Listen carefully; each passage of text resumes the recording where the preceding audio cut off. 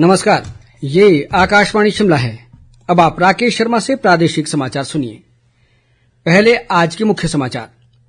मुख्यमंत्री सुखविंदर सिंह सुक्खू ने कहा, पर्यावरण संरक्षण और विकास के बीच संतुलन बनाए रखने के लिए राज्य सरकार प्रतिबद्ध। प्रधानमंत्री नरेंद्र मोदी कल सुबह 11 बजे आकाशवाणी से मन की बात कार्यक्रम में देश विदेश के लोगों से साझा करेंगे विचार। प्रदेश के कर्मचारियों को 1 अक्टूबर को मिलेगा सितंबर माह का वेतन, जबकि 9 अक्टूबर को होगा पेंशन का भुगतान। और विपक्ष के नेता जयराम ठाकुर ने पूर्व सरकार द्वारा खोले गए संस्थानों व योजनाओं को बंद करने पर घेरा राज्य सरकार को। अब समाचार विस्तार से। मुख्यमंत्री सुखविंदर सिंह सुक्खू ने कहा है कि वर्तमान प्रदेश सरकार पर्यावरण संरक्षण और विकास के बीच संतुलन बनाए रखने के लिए प्रतिबद्ध है। शिमला में आज उन्होंने कहा कि प्रदेश सरकार द्वारा किए जा रहे प्रयासों के फलस्वरूप केंद्र सरकार ने जनहित से जुड़ी विभिन्न 66 परियोजनाओं को FCA क्लीयरेंस प्रदान की है।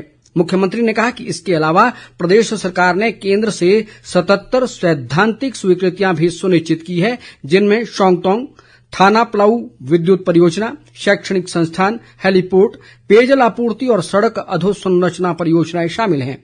उन्होंने कहा कि सरकार ने FCA और FRA मामलों की निगरानी के लिए उपायुक्तों, मंडलीय वन अधिकारियों और अन्य एजेंसियों के प्रतिनिधियों की अध्यक्षता में जिला स्तरीय समितियों का गठन किया है। मुख्यमंत्री ने कहा कि प्रदेश में 70% वन क्षेत्र है और जनहित परियोजनाओं के लिए वन भूमि बेहद अनिवार्य है। इसलिए इन परियोजनाओं के कार्यान्वयन के लिए फॉरेस्ट क्लीयरेंस प्राप्त करना राज्य के विकास के लिए महत्वपूर्ण है। प्रधानमंत्री नरेंद्र मोदी कल सुबह 11 बजे आकाशवाणी से मन की बात कार्यक्रम में देश विदेश के लोगों के साथ अपने विचार साझा करेंगे। ये मासिक रेडियो कार्यक्रम की 114वीं कड़ी होगी। मन की बात कार्यक्रम आकाशवाणी और दूरदर्शन के समूचे नेटवर्क, आकाशवाणी समाचार वेबसाइट और news on AIR mobile app पर प्रसारित किया जाएगा। इसे आकाशवाणी समाचार, दूरदर्शन समाचार, प्रधानमंत्री कार्यालय और सूचना व प्रसारण मंत्रालय के YouTube चैनलों पर भी सीधा प्रसारित किया जाएगा। राजधानी शिमला के उपनगर संजौली में मस्जिद में हुए अवैध निर्माण के विरोध में जगह जगह पर धरने प्रदर्शन कर सरकार पर दबाव बनाया जा रहा है। इसी कड़ी में आज शिमला सहित प्रदेश के हर जिले में प्रदर्शन किए गए। शिमला में उपायुक्त कार्यालय के बाहर हिंदू संगठनों ने केंद्र सरकार से वक्फ बोर्ड को समाप्त करने और हिमाचल में बन रही अवैध मस्जिदों व मजारों के निर्माण पर रोक लगाने की मांग की और उपायुक्त को इस संबंध में ज्ञापन भी सौंपा। देवभूमि संघर्ष समिति ने वाम दलों के Shimla for piece and harmony banner तले आयोजित किए गए शांति व सद्भावना मार्च पर भी सवाल उठाए। शिमला नगर निगम की रेवेन्यू कोर्ट में मस्जिद की अवैध मंजिलों को लेकर सुनवाई अब 5 अक्टूबर को होनी है। ऐसे में हिंदू संगठनों ने चेतावनी दी है कि यदि उस दिन मस्जिद गिराने का फैसला नहीं हुआ तो जेल भरो आंदोलन शुरू होगा। कृषि मंत्री चंद्र कुमार ने आज धर्मशाला के पुलिस मैदान में कांगड़ा वैली कार्निवाल का शुभारंभ किया। इस दौरान निकाली गई शोभा यात्रा में स्थानीय सांस्कृतिक दलों ने गीत संगीत और पारंपरिक नृत्य को दर्शाती हुई मनमोहक प्रस्तुतियां दी। कृषि मंत्री ने पुलिस मैदान में कार्निवाल के तहत कृषि विभाग द्वारा लगाए गए न्यूट्री सीरियल फूड फेस्टिवल और विभिन्न विभागीय प्रदर्शनियों सहित क्राफ्ट बाजार कारूक्रमा का शुभारंभ भी किया। इस अवसर पर चंद्र कुमार ने कहा कि कृषकों के साथ साथ आम लोगों का रुझान भी मोटे अनाज के प्रति बढ़ा है। उन्होंने कहा कि कार्निवाल में जिन स्वयं सहायता समूहों ने न्यूट्री सीरियल फूड फेस्टिवल के तहत स्टॉल लगाए हैं, उन्हें विभाग द्वारा पूर्ण रूप से प्रशिक्षित किया गया है। उन्होंने कहा कि इस न्यूट्री सीरियल फूड फेस्टिवल का उद्देश्य आम लोगों को मोटे अनाज के प्रति जागरूक करना और इसे अपने प्रतिदिन आहार में शामिल करना है। कृषि मंत्री ने कहा कि संपूर्ण पोषण और बेहतर स्वास्थ्य के लिए मोटे अनाज का सेवन बेहद जरूरी है। राजस्व व जनजातीय विकास मंत्री जगत सिंह नेगी ने कहा है कि विद्यार्थियों के जीवन में शिक्षा के साथ साथ खेलों का भी महत्व है। किन्नौर जिला के कल्पा में आयोजित अंडर 19 खेलकूद प्रतियोगिता के समापन समारोह में बतौर मुख्य अतिथि शिरकत करते हुए आज उन्होंने ये बात कही। 5 दिवसीय इस प्रतियोगिता में जिला के 42 स्कूलों के 547 प्रतिभागियों ने भाग लिया। इस अवसर पर जगत सिंह नेगी ने कहा कि वर्तमान राज्य सरकार युवाओं को खेल गतिविधियों से जोड़ने के लिए प्रयासरत है। उन्होंने युवाओं से नशे से दूर रहने और खेल को अपने जीवन में शामिल करने का आह्वान किया ताकि एक स्वस्थ समाज व सशक्त देश का निर्माण हो सके। राजस्व मंत्री ने कहा कि जिला के युवाओं को बेहतर खेल सुविधाएं उपलब्ध करवाने के लिए मिनी स्टेडियम कल्पा में 28 करोड़ रुपए की लागत से एक भव्य खेल स्टेडियम बनाया जाएगा, जिसमें एथलेटिक ट्रैक, हॉकी और अन्य इंडोर खेलों की सुविधा उपलब्ध होगी। प्रदेश के सरकारी कर्मचारियों को सितंबर माह का वेतन 1 अक्टूबर और पेंशन का भुगतान 9 अक्टूबर को किया जाएगा। एक सरकारी प्रवक्ता ने आज शिमला में ये जानकारी देते हुए बताया कि वित्त विभाग द्वारा सरकारी कोषागार में होने वाली नकदी के प्रवाह की समीक्षा करने के बाद ये निर्णय लिया गया है।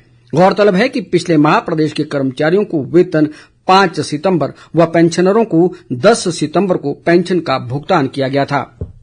नेता प्रतिपक्ष जयराम ठाकुर ने कहा है कि प्रदेश की कांग्रेस सरकार पूर्व सरकार द्वारा खोले गए संस्थानों और योजनाओं को बंद करने का काम कर रही है। शिमला से जारी एक बयान में उन्होंने कहा कि संस्थानों को बंद करने की कड़ी में अब थुनाग औद्यानिक व वानिकी कॉलेज को भी बंद किया जा रहा है। जयराम ठाकुर ने कहा कि पूर्व सरकार द्वारा कॉलेज के निर्माण के लिए दी गई 10 करोड़ रुपए की राशि भी सुक्खू सरकार ने वापस मंगवा ली। नेता प्रतिपक्ष ने कहा कि जिस कॉलेज से 3 सत्र पास हो चुके हैं, अब उस कॉलेज को बंद करने की साजिश करना दुर्भाग्यपूर्ण है। उन्होंने कहा कि ये सरकार इतिहास में स्कूल, अस्पताल, कॉलेज बंद करने और विकास के काम रोकने व शिक्षा व्यवस्था को बर्बाद करने के लिए जानी जाएगी। राज्य सरकार युवाओं को रोजगार व स्वरोजगार के अवसर तैयार करने के उद्देश्य से बाजार मांग के अनुरूप प्रशिक्षण प्रदान करने पर बल दे रही है। ये बात तकनीकी शिक्षा मंत्री राजेश धर्माणी ने मंडी के विजय मेमोरियल कॉलेज ऑफ एजुकेशन बड़सू में 19वें स्थापना दिवस समारोह के दौरान अपने संबोधन में कही। उन्होंने कहा कि अध्यापक परिवर्तन लाने में महत्वपूर्ण भूमिका निभाते हैं। धर्माणी ने कहा कि तकनीकी महाविद्यालयों में आर्टिफिशियल इंटेलिजेंस, मशीन लर्निंग और ड्रोन टेक्नोलॉजी सहित अन्य आधुनिक व भविष्योन्मुखी कोर्स आरंभ किए जा रहे हैं। इस मौके पर उन्होंने कॉलेज के मेधावी विद्यार्थियों को सम्मानित भी किया। इस बीच राजेश धर्माणी ने मंडी के सेरी मंच में आयोजित सुरक्षित हिमाचल सड़क सुरक्षा जागृति रैली के समापन समारोह की अध्यक्षता भी की। प्रदेश पर्यटन विकास निगम के अध्यक्ष आरएस बाली ने कहा है कि राज्य सरकार महिला सशक्तिकरण के लिए कृत संकल्प है। कांगड़ा जिला के नगरोटा बगवां में आज महिला व बाल विकास विभाग द्वारा पोषण माह के उपलक्ष्य में आयोजित एक कार्यक्रम को संबोधित करते हुए उन्होंने ये बात कही। बाली ने कहा कि कुपोषित बच्चों के स्वास्थ्य सुधार के लिए जिले में मिशन भरपूर कार्यक्रम शुरू किया गया है, जिसमें कुपोषित बच्चों को पोषाहार किट दी जा रही है। उन्होंने कहा कि प्रदेश सरकार ने विधवा व एकल नारियों के उत्थान के लिए आवास योजना लागू की है, जिसके तहत पात्र महिलाओं को घर के निर्माण के लिए 1.5 लाख के अनुदान का प्रावधान किया गया है। चंबा जिला में जनजातीय क्षेत्र पांगी के मुख्यालय किलाड़ स्थित नागरिक अस्पताल से सर्जन चिकित्सक विशाल शर्मा का तबादला भरमौर किए जाने से स्थानीय जनता में रोष है। लोगों ने मुख्यमंत्री से चिकित्सक का तबादला तुरंत प्रभाव से रद्द करने की मांग की है। इस संबंध में विकास खंड पांगी की ग्राम पंचायत सेचू नाले के वार्ड नंबर 4 की वार्ड पंच माघी शर्मा और स्थानीय लोगों ने आवासीय आयुक्त के माध्यम से मुख्यमंत्री को ज्ञापन भी भेजा है। माघी शर्मा ने जनहित को देखते हुए चिकित्सक का स्थानांतरण जल्द रद्द करने की सरकार से मांग की है। लारजी पावर स्टेशन के लारजी स्थित बांध में एकत्रित गाद की निकासी के लिए कल 29 सितंबर को सुबह 6 बजे से 30 सितंबर सुबह 6 बजे तक बांध से पानी छोड़ा जाएगा। अधिशासी अभियंता ने ब्यास नदी के किनारे रहने वाले लोगों और आम जनता से इस अवधि के दौरान नदी किनारे न जाने का आग्रह किया है। उन्होंने कहा कि इस दौरान लारजी पावर स्टेशन में विद्युत उत्पादन पूरी तरह से बंद रहेगा। अंत में मुख्य समाचार एक बार फिर। मुख्यमंत्री सुखविंदर सिंह सुक्खू ने कहा, पर्यावरण संरक्षण और विकास के बीच संतुलन बनाए रखने के लिए राज्य सरकार प्रतिबद्ध। प्रधानमंत्री नरेंद्र मोदी कल सुबह 11 बजे आकाशवाणी से मन की बात कार्यक्रम में देश विदेश के लोगों से साझा करेंगे विचार। प्रदेश के कर्मचारियों को 1 अक्टूबर को मिलेगा सितंबर माह का वेतन, जबकि 9 अक्टूबर को होगा पेंशन का भुगतान। और विपक्ष के नेता जयराम ठाकुर ने पूर्व सरकार द्वारा खोले गए संस्थानों व योजनाओं को बंद करने पर घेरा राज्य सरकार को। इसके साथ ही समाचार बुलेटिन समाप्त हुआ। नमस्कार।